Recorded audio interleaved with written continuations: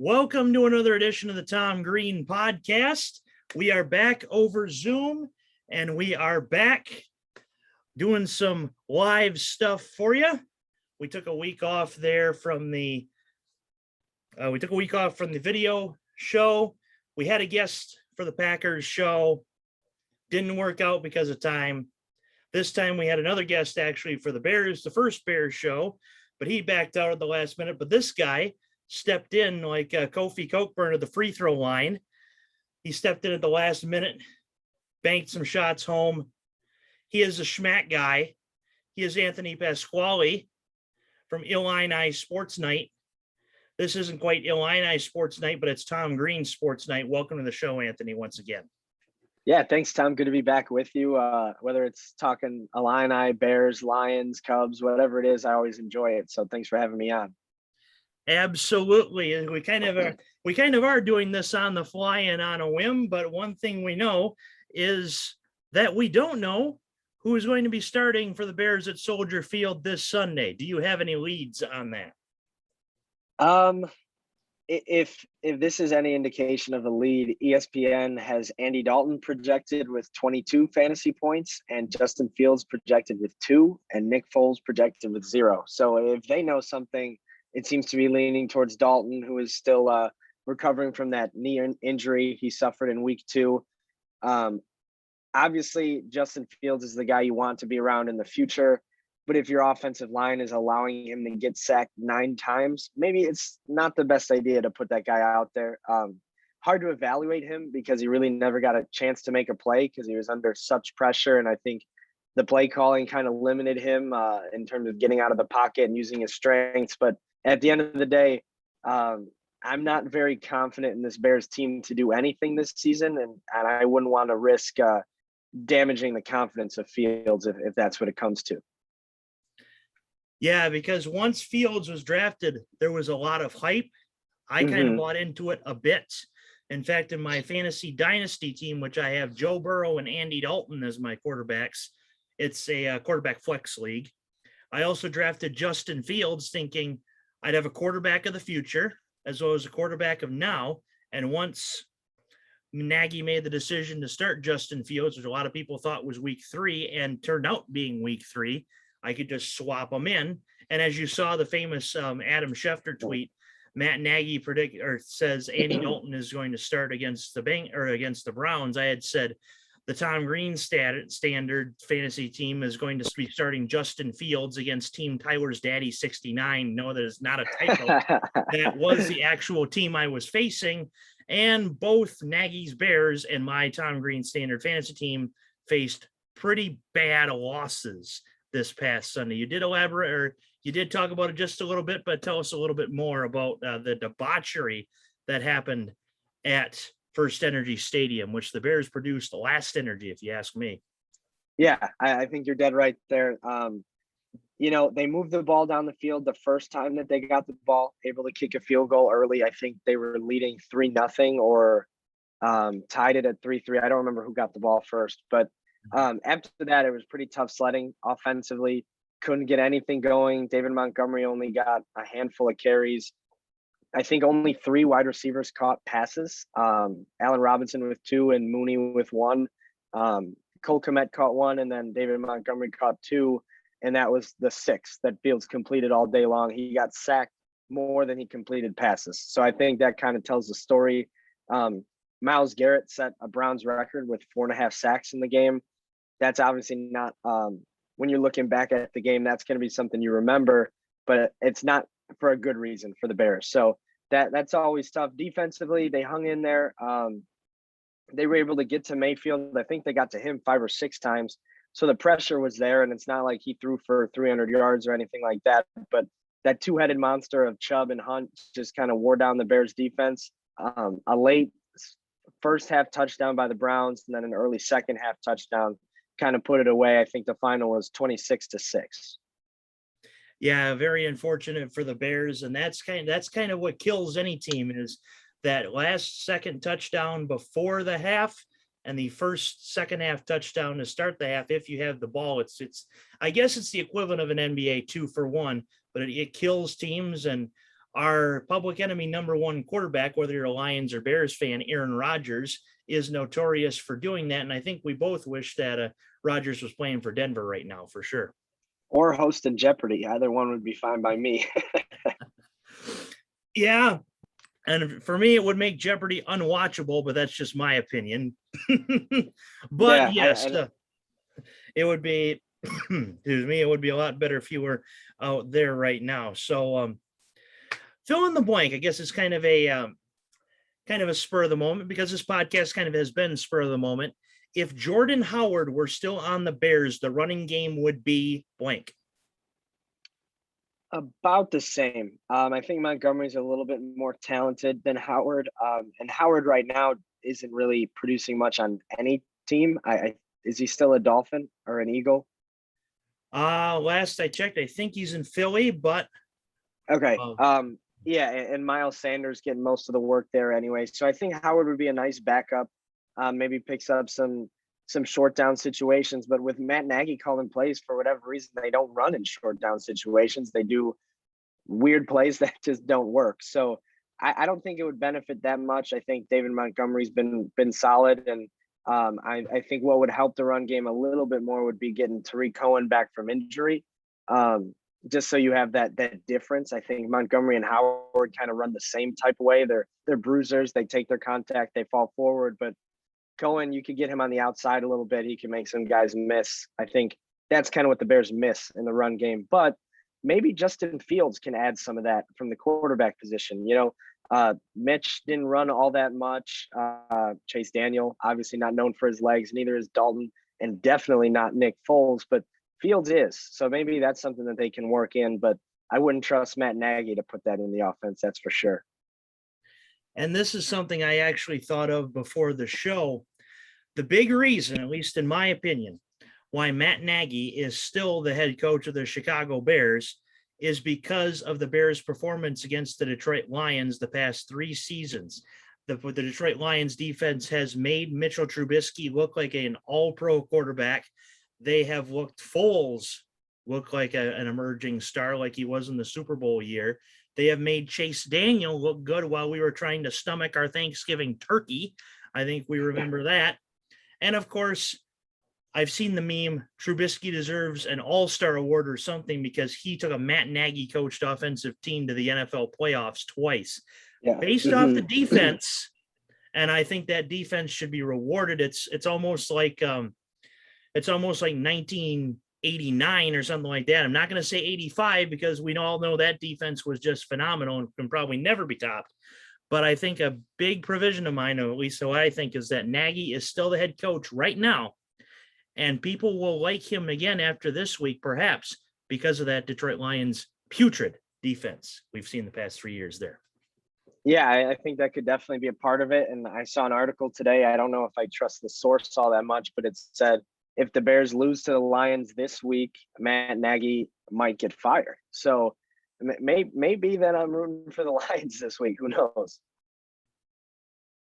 Possibly, but yes, very, very good conversation to start about the Chicago, kind of what the Bears have been doing to start out. As far as my Lions go, look, it was a 66-yard field goal. It was unfortunate. A lot of people call it Lions luck. Here's how I saw the whole thing. Murphy's Law and Lions Law said that indeed Justin Tucker was going to hit that 66-yard field goal. NFL history said, actually not so. So do I blame the Lions for this loss? Not entirely. Do I compliment Justin Tucker? 110% absolutely. But my first thought was, once that field goal bounced through, besides a double doink, we wish that would have went through as well. Yes, I'm one of those weird Lions fans that don't hate the Bears. And I actually think to myself, they deserve sympathy because they've only won 1 Super Bowl. Why do we hate them so much? Okay, I'm going to get destroyed by Lions fans, but I do not care. But the thing is, if you are Dan Campbell, what exactly do you say in that locker room afterwards? Yeah, and I think that's a good question. I know Lions fans aren't going to like to hear this because they haven't been good for so long, but right now they're in a weird rebuild mode where it actually kind of seems like the organization knows what they're doing a little bit. They got some young talent, obviously. I love DeAndre Swift. I also think Jamal Williams was a really good pickup. There's some pieces kind of filling in on that defense, and then you trade Matthew Stafford and you get such a haul back. And Jared Goff, who's not as good as Stafford, but he's certainly capable of running a team and keeping games against the Niners and the Ravens close. So I think at the end of the day, Goff can be that little bridge toward Lions success. I don't necessarily know if that means toward a Lions Super Bowl and whoever that quarterback might be, but I do think that the Lions are making a step in the right direction organizationally. Yes, and I think that Brad Holmes knows what he's doing, and Dan Campbell is not freaking out like any other Lions coach, because the Detroit fans have the win now mentality, and it's understandable, because if you think about it, we've been rebuilding since 1957. But the thing is, there are years where you think you can go far, and there are years where you think you can't. And this is one of those years where we certainly can't. Side note, if ever your student group hosts a PTI, but of course the I is the Illinois I, you should invite me on the I'm kind of feeling that Tony Kornheiser and Michael Wilbon thing here, talking about this just on a whim. But still, the thing is, they're in a rebuild. It's going to hurt. I'm sure we remember the days of 6th, 7th, and 8th grade when our knees and our arms were feeling terrible all day because we were going out of our childish bodies. And some people still think childishly, yours truly is included. But still, the point is, it is a rebuild, and things aren't necessarily going to go your way to start out. I'm sure Chicago was that way when Mark Trestman was head coach, which that's kind of what I'll cycle to with the next topic before we really get going with the game here is, if you fire Nagy, this is almost like a Lovie Smith thing. Yes, the wins aren't there, but you have a solid defense. How much of that do you sacrifice for a better offense? Hopefully not much, like Mark Trestman's offense worked with seemingly no defense. Yeah, that's a good point too. But the thing is, Nagy is an offensive head coach. He got hired from Andy Reid as an offensive coordinator from the Chiefs, and he's supposed to be this offensive guru that you pair with having that good defense. So in theory, there's no excuse for the offense being this bad because Nagy's supposed to be an offensive guy. I don't think you sacrifice much defensively by getting rid of Nagy because he's not really involved with that side of the ball all that much. I think it can only help the offense, which would help the team in general. I think a lot of times the Bears, if they give up a lot of points, it's because the offense turns it over and gives them short field, and it's hard to stop any NFL offense in the short field. So I really think the whole team would benefit from maybe not a full-on coaching change, because I think Nagy does have control of the locker room, but somebody else needs to call those plays. And that's kind of how we'll cycle into the game preview is, will Nagy call the plays, or who actually will call the plays? Yeah, I have no idea. I don't know how you can go. I mean, it's Wednesday of a game week, and supposedly nobody knows who's playing quarterback or who's calling plays. That seems like a recipe to lose a football game to me.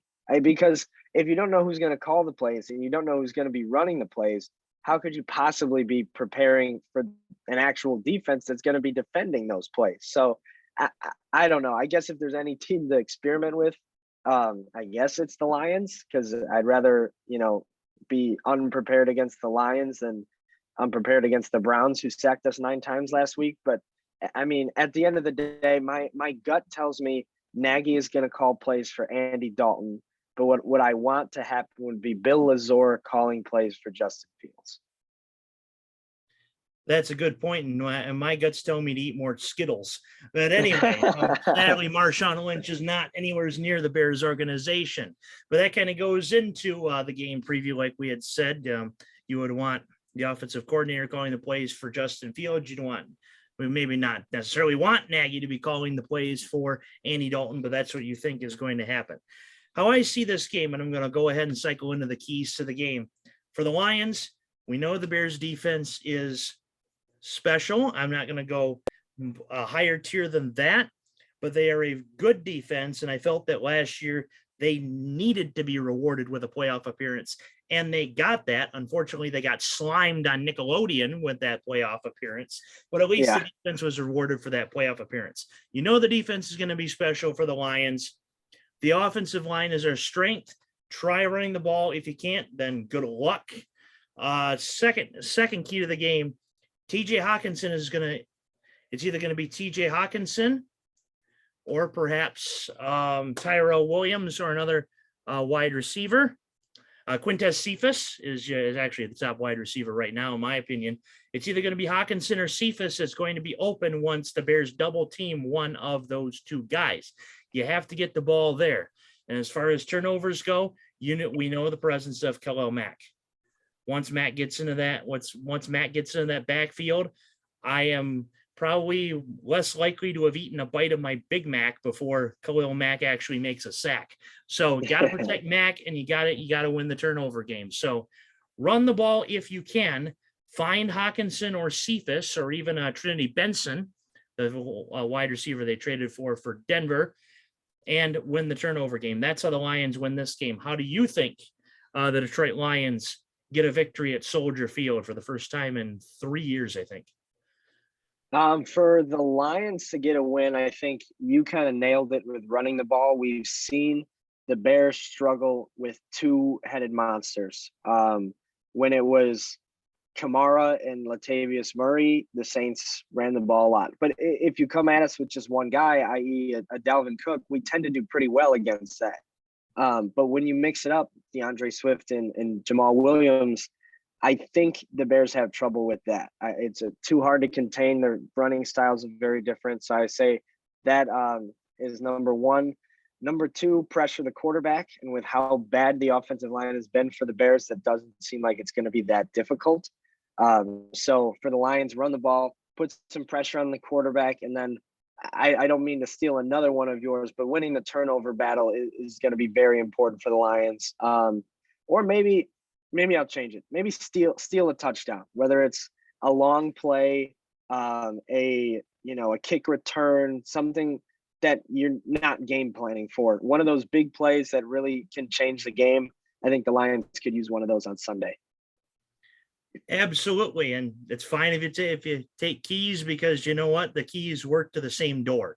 So turnover is great at Arby's, not on the field. It's kind of a staple saying now of this Tom Greene podcast. So remember that if ever you're on the hallways of Champaign and people says great at Arby's, not on the field, that's a Tom Greene quote. So make sure you quote him. But now we go on to the keys to the Bears beating Detroit. And the first thing, of course, is they have absolutely the better defense than Detroit. If they can get Goff guessing and steal a turnover or two, that's going to be huge.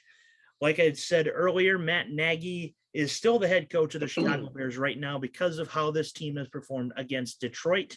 If they play their game, they run the ball, and they don't do anything stupid, I think they could steal 21, 28 points on this Detroit Lions defense. And then three, maybe Tariq Cohen can run one in. If they win the special teams game, that could be huge for Chicago Bears victory, especially in Soldier Field. Thank God it's not going to be as windy as it was in 2005. I'm sure we remember Bears and 49ers back then. It's not going to be that windy, but it's the Windy City. What else do you expect? Yeah, I think those are all three really good things. And Khalil Herbert is the name of the guy that we had running some kicks back last week, and he had some pop. So he might be a guy that can make a difference as well. But I'll go my three keys. Well, actually, first, I just want to say Goff and Kirk Cousins are two quarterbacks that this Bears defense really do well against. In the past, Vikings and Rams have had trouble against these Bears. Goff and Mack have met each other quite a bit in the backfield. So if that keeps going for the Bears, they should have a good shot on Sunday. So I'll say getting after Goff is going to be key number one. I think key number two offensively, regardless of who's playing quarterback, use your superstars. I think David Montgomery and Allen Robinson are both very good players. There's no reason they should be touching the ball as little as they have the last 2 weeks. So I think getting those guys involved heavily is going to be a big key to putting up some points against the Lions defense. And then finally, I don't know if I could call this a key to the game, but call the offense better. It's been such an issue, and I see it too with Illinois on Saturdays. I watch the same game Saturdays as I do on Sundays with Illinois and the Bears. They look exactly the same. Decent defense. Offense seems like it has pieces, but the play calling is really bad and the coaching is very questionable. And so I would hope Sunday key to the game is that they just coach better. The difference between Illinois football and Bears football is that the coach, between Sunday and Saturday, the coaches gained 100 pounds and put the hair on his face on his head and not actually on his face. Those are the two differences between Illinois and Bears football. So as far as the game goes, oh, this is a toughie. In fact, I'm going to take a look at the spread right now and see where the Lions are at. I believe Detroit is favored by 3. Maybe they are not. Chicago is favored by 3. That's a tough spread. I'm going to say, you know what? Screw it. Lions with the points. Lions 27, Bears 24. And Chicago fans are calling for Matt Nagy's head once again, if they aren't already. Yeah, I think if the Lions do win this game, the Bears are definitely going to be calling for Nagy's head. I think the Bears get back in the win column here. I'll go, but I think it is going to be close. I wouldn't be surprised if the Lions still cover and lose. I think that's how close this one might be. It's hard because I don't know who's going to be playing quarterback. It's hard to make that call, but I think both teams are in the 20s somewhere. So I'll go Bears 24, Lions 23, a real close one. Gotcha. So he's got the Bears. I've got the Lions. And of course, a couple points we got to hammer home before we get to the pick'ems. And the first being, because this is the unique podcast that you have joined, tell me a little bit of what you know about Brad Underwood's squad. Oh, about Illini basketball. Okay. Like I said, it's unique, isn't it? Yeah. Obviously, Ayo Dosunmu gone. He's on the Chicago Bulls with a brand new haircut. I don't know if you saw that yesterday. He looks kind of like a young Kawhi now. Instead of the poofy, he's got it all down. So he looks definitely different. Georgi Bezhanishvili is gone as well. And Adam Miller, of course, transferred to LSU, but the rest is the same. Trent Frazier, DeMonte Williams, Kofi, Curbelo, they all came back. And we've got a trio of sharpshooting freshmen, Luke Goody, Brandon Ponzominski, and RJ Melendez. Then we also added some transfers, Alfonso Plummer and Omar Payne. So despite not having Ayo, who was the best player and would have been the best player on this team, I think this team is actually a little bit deeper. So while it might not mean that they're a top 3, top 4, top 5 team throughout the season, I do think they have the makings of a team that could go a little bit further come March. And I think Kofi Coburn and Andre Curbelo and their chemistry on the court will be a big part of that. Good deal. And of course, for those that are listening that are looking for a little bit of Michigan basketball, we still got Hunter Dickinson coming back. I'm glad that he came back to college instead of went to the NBA. He was great last year, but I didn't necessarily think he was ready for the NBA yet. And that's not me being selfish and wanting him to come to Michigan. We got Brandon Johns Jr. coming back. He is a senior. They got to win the Big Ten this year. Who knows if that will actually happen. And of course, Eli Brooks is coming back as well. Some of the other notables, we got Kobe Buffkin, a freshman. Adrian Nunez is coming back, a senior.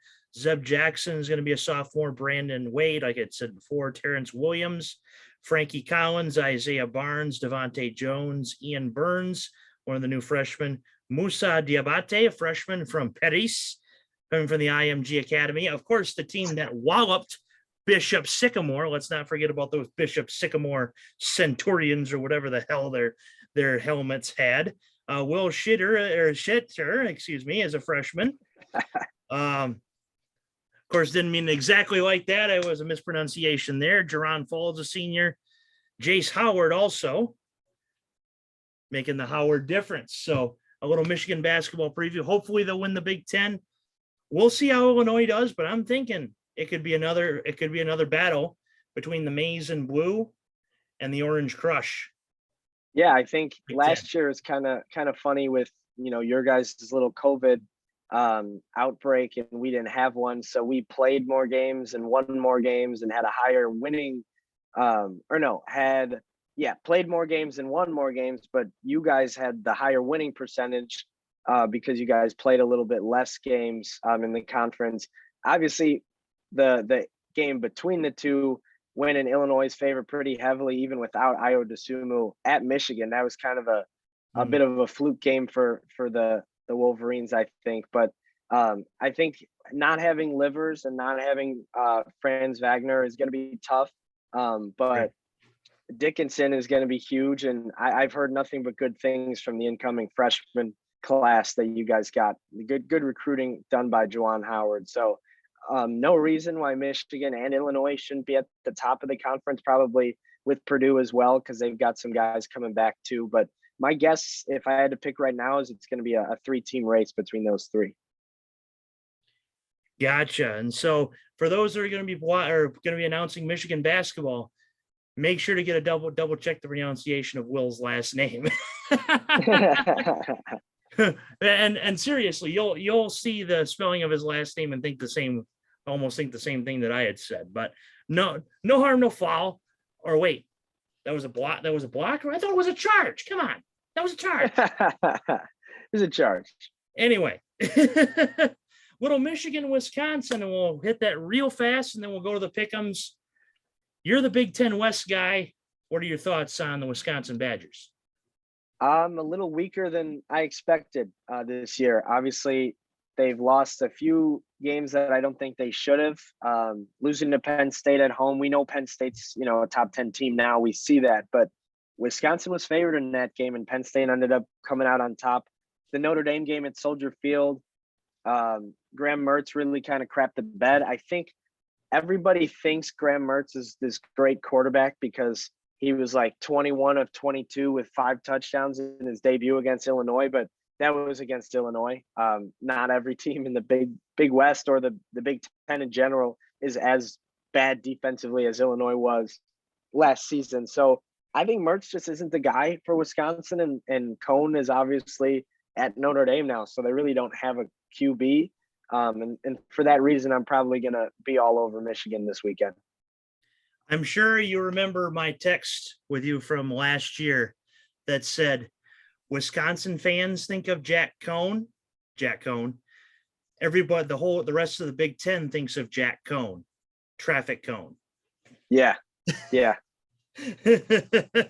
Maybe he could be a good Big West quarterback. Who knows? But good analysis there. If thankfully it's not a 2-screen deal that you see over other social media, but I stepped out because a stink bug just flew in my room and I had to kill that. And now I really know why stink bugs are called stink bugs, because I can smell it right now while I'm doing this show. But my keys to Michigan and Wisconsin is it's 11 a.m. at Camp Randall. Not a lot of teams have success, with the exception of Ohio State, at 11 a.m. at Camp Randall Stadium. I was telling Kelly in Vegas, who I got to meet a few weeks ago at Ann Arbor there for the Barstool pregame show, I am not convinced that Michigan beats Wisconsin. I am also not convinced that Wisconsin beats Michigan. If you think about it, the Michigan Wolverines played their worst half of football this season. They were only outscored 10-0, and they were outgained by quite a bit, but they were only outscored 10-0. Any other FBS team, if you tell them, hey, your worst half of football this year, you're going to lose 10-0. I'm sure Illinois fans would take that in a heartbeat. I'm sure Wisconsin would take that in a heartbeat. I'm sure a lot of other fans would take that in a heartbeat. So Michigan fans, do not panic yet, but let's see what happens next week. Who do you think wins this game? I think it's the Wolverines. I think they've looked very good this year. I don't want to say surprisingly, because I consider them to be a blue blood program, or at least close to that. But they've been really good this year. So I think you got to be encouraged by that. Obviously, Western Michigan, you should probably win that game. Same with Northern Illinois. But Washington is certainly a capable opponent, and Michigan really took care of them. And then Rutgers comes to town last weekend, and they're not the Rutgers of the past. They're a legit team. They have a legit defense and a coaching staff that seems to know what they're doing. And Michigan took care of them as well. And then you look at the flip side at Wisconsin, and they've been very underwhelming this season, losing to Penn State, beating Eastern Michigan, which they should, and then losing to Notre Dame. So when they played ranked teams, they haven't scored more than 13 points. And here comes Michigan, another ranked team. So I'll take the Wolverines. I think it will be sort of low scoring. I'll take Michigan 23, Wisconsin 16. I'm not sure what the over-under is in this game, but I would certainly take the under. In fact, I'm looking up the over-under right now as we speak. Jim Leonard's defense has been amazing against teams at 11 a.m. at Camp Randall Stadium. Right now, the over is 43.5. I would take the under. And I am actually going to say Michigan by a field goal. I am going to say 17-14. It's going to be a low-scoring game. It's going to be one of those barn burners in the Big Ten that only Big Ten fans savor watching. The rest of the nation says, "What the hell is this type of? What is this type of football?" And we say, "This is Big Ten football." Michigan 17, Wisconsin 14. I was just going to say Big Ten football. Illinois just lost the game 13-9 last Saturday. So that's Big Ten football if I've ever heard of it. Exactly. So we have some pick'ems. As always, they are back this year. We canceled last year because of COVID. I thought, if somebody gets screwed because of COVID, it wouldn't be fair. Now we're back. This is the first slate with 9 games on it. So if you win all 9, you're in the driver's seat for the pick'ems contest winner. So let's get things going here. We got an SEC matchup at noon. Arkansas and Georgia between the hedges. I'll take Georgia. I think aside from Bama, Georgia's the best team in college football right now, and they get this contest at home. So I'll take Georgia. I'm pretty confident in that pick. Georgia has said no George Pickens, no problem. I have to say the same thing exactly in this game. Arkansas, they beat Texas A&M, so they are a good team that's kind of shadowed by what the SEC stands for, which is LSU and Alabama. And we know that LSU is a bit down this year too. Georgia's another great team in that conference. And so give me the Dogs, 31-20. Big one in South Bend, Cincinnati and Notre Dame. Give me Cincy. I'll take Cincinnati. I don't think Notre Dame's as good as their record looks, and I'm a firm believer that every season that's true. I think the fact that they don't play a grueling conference schedule, I don't know. It's different. If they're in the Big Ten, they're not ranked as high. They don't have as many wins as they do right now. That's just how it is. But Cincinnati, they're really trying to make a push to be one of those teams that gets respect.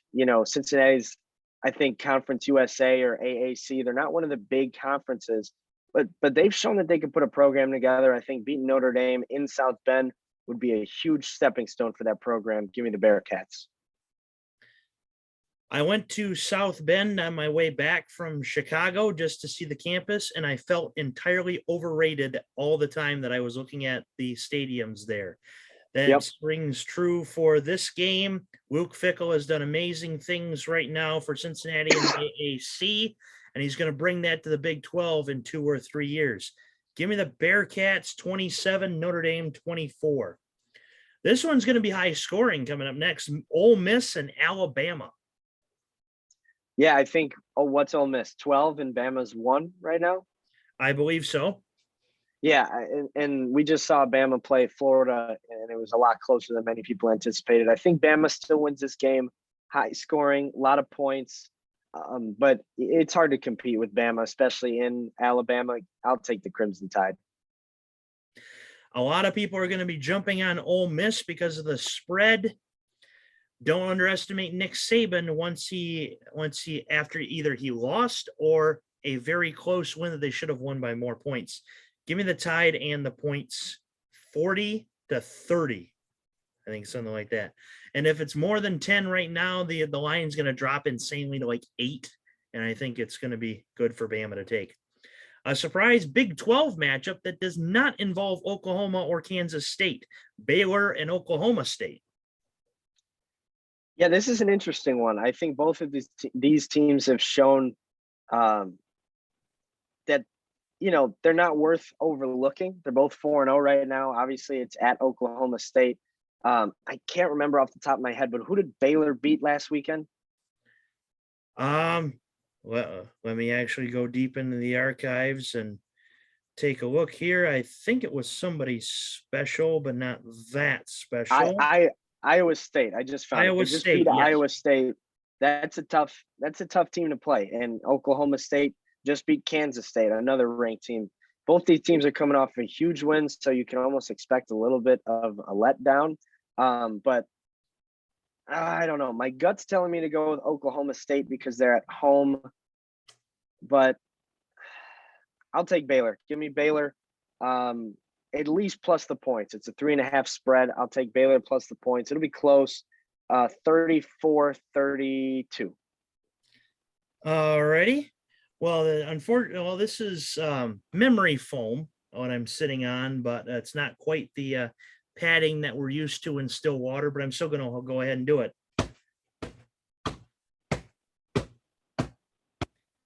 Give me the Pokes in this game. Baylor has played very well the past 3 games, even without Matt Rule and his second season gone from Baylor to the Carolina Panthers. But I like the Pokes. I'm a man. I'm 54. Give me the Pokes 31-27. So all righty. There's our contradictory game there. We got not 1, not 2, not 3, not 4, but 5 NFL games to preview. With good lines come crap games. This one has quickly become a crap game. Washington and Atlanta. Washington's 0-3. Atlanta's 1-2 right now. Again, crap game. I would say bet the over. That's probably be where I'd be more confident, just because I think Heineke and Matt Ryan are both going to just put up some points. My gut is telling me to go with Washington football team because they have the better front seven, they have the better defense, but they haven't been able to stop a nosebleed this year. So I'm going to go with the Falcons to get their second win in a row. As my White Sox buddy Ben Probst and I agreed, hey, Falcons fans, hey, we got a new coach. Well, who'd you hire? Arthur Smith. Oh. Yeah, Washington's defense has really regressed. Chase Young is running for his life out there, and so is Taylor Heineke. We love seeing Chase Young stand up for his quarterback, Taylor Heineke, in that wild card game against Tampa Bay. Heineke! But in this game, give me the Falcons. Until Washington wins, I thought this was Washington's division to win in the NFC East, and now it's just starting, not fully. I'm still not convinced yet. It's starting to look like Dallas's. Give me the Falcons in this game 37-34. I like the over in this game as well. Colts and Dolphins. No, not Johnny Unitas against Dan Marino. Not quite that legendary, but a decent matchup. I think the Colts get win number 1 of the year this weekend. I haven't loved Miami. Obviously, Jacoby Brissett gets a little revenge game against the Colts, but I think the Colts are desperate. They need this game, especially if they want to keep pace with the Titans.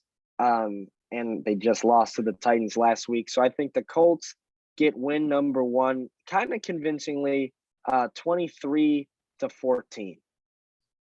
I like the Colts in this one as well. They're 0-3, and that's kind of a mismatch, I guess.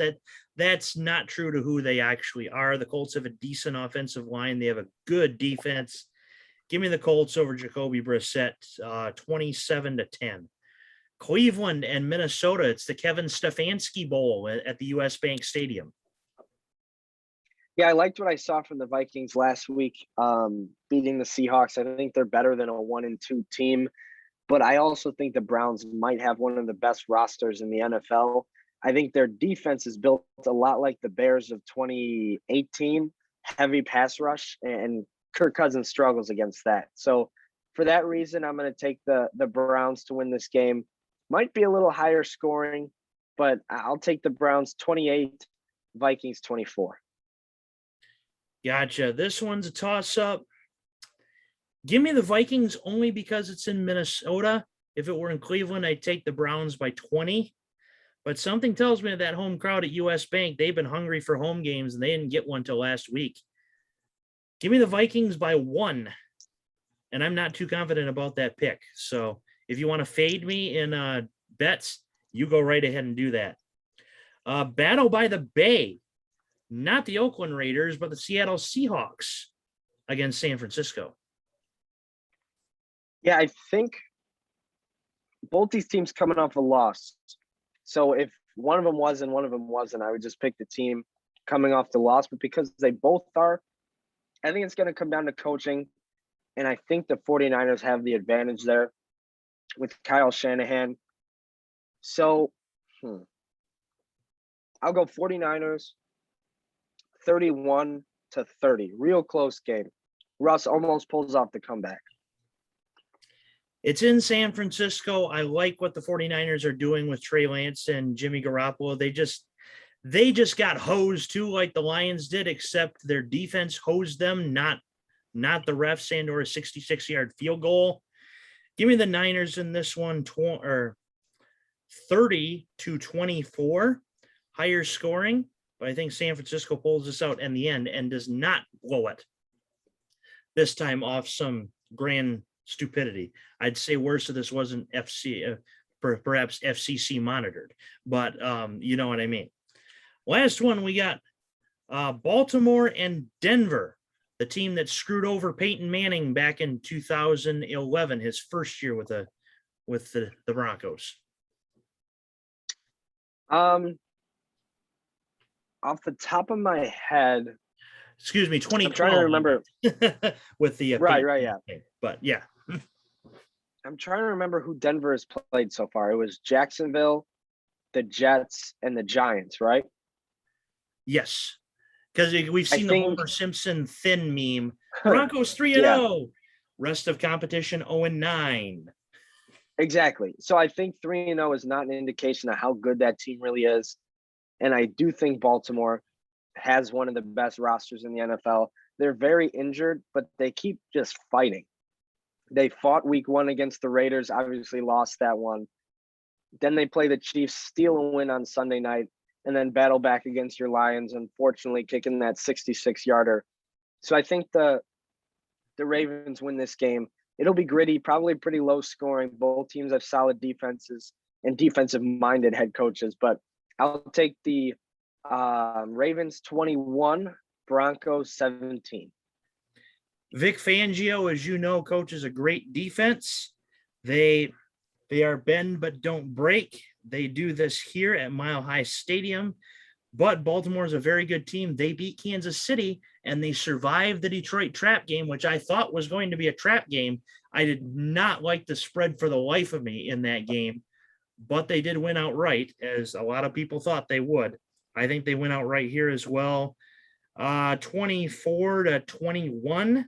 Give me the Ravens. Now, before I ask you the famed final question, last year, when you came on the show, I mistakenly thought the Illinois women's basketball player that had the most interesting name to pronounce, I somehow said it was Mariah Guzman, your partner there on the show from last year. Now that I remember her name discreetly, I'm going to have you try to pronounce it on the air. Nancy Panagiotopoulou.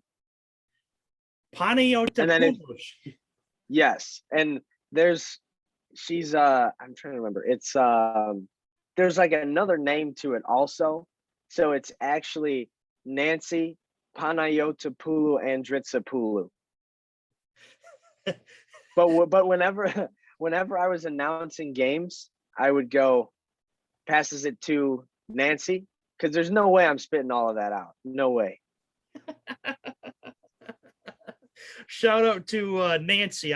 I've referred to her as Nancy Pan. I'm not sure if that she'll works. I've thought of it that way. She transferred to Cal State Fullerton, I noticed. And just because of her name, I'm like, I got to follow this chick.